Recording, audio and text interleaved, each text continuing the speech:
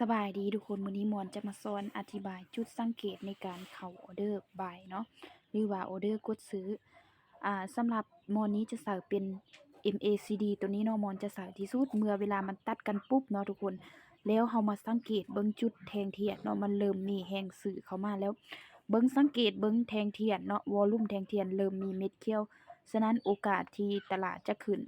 ออกออเดอร์ในโซนนี้ขึ้นไป แล้วมาตีแนวรับแนวต้านเนาะทุกคนเนาะถ้าทุกคนอยากสร้างกำไรจากตลาดเทคนิคมอนส่วนหลายก็จะเป็นแนวรับแนวต้านนี่หลายกว่าหมู่เนาะแล้วก็หลักๆก็จะใส่ MACD เป็นตัวชี้วัดเป็นตัวช่วยเนาะมาเบิ่งกันทุกคน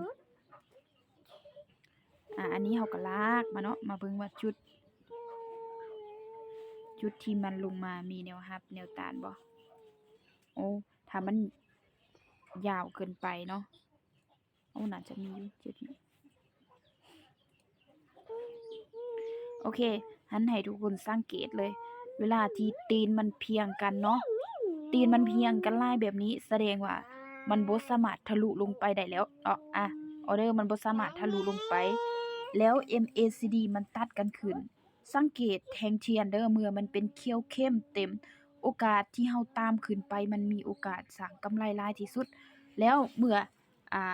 Bollinger Band เนาะเส้นตัวนี้เส้นอยู่นอกกรอบตัวนี้หรือว่าเส้นอิหยังต่างๆเมื่อเวลามันเริ่มหักขึ้นเนาะเมื่อเวลามันเริ่มหักขึ้นให้เฮาตามไปโลดเนาะตามไปถ้าเฮามีงบหลายนะทุกคนตามไปโลดเมื่อเวลาเส้นนี้ตัดกันขึ้นตามขึ้นเมื่อผาดกับคูณเงินตามขึ้นเมื่อจนกว่าที่ว่ามันจะขึ้นไปตามแนวเนาะขึ้นไปตามแนวรับแนวต้านเนาะ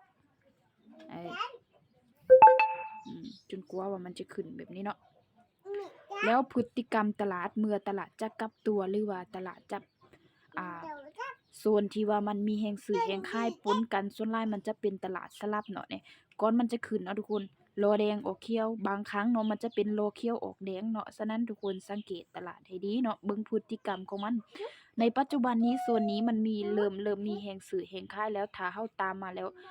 มันจะเป็นออเดอร์สลับได้เนาะออเดอร์สลับจุดเข้าออเดอร์เนาะทุกคนลองไปฝึกเบิ่งเด้อ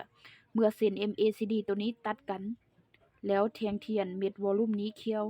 แล้วสังเกตเบิ่งมันลงมาจำกับแนวรับให้ทุกคนกดซื้อขึ้นไปเนาะโอกาสที่จะสร้างกำไรมีหลายเนาะเบิ่งออเดอร์นี้นะจะเป็นออเดอร์สลับเนาะมื้อนี้ก็น้อยนึงเนาะทุกคนลองมาซิมตลาดพอไฮนาว พอไฮนาวเนาะก็กำไรอยู่เนาะลองเดิน1 เดือน 1บ๊ายบายฝากทุกคนกดติดตามให้เด้อ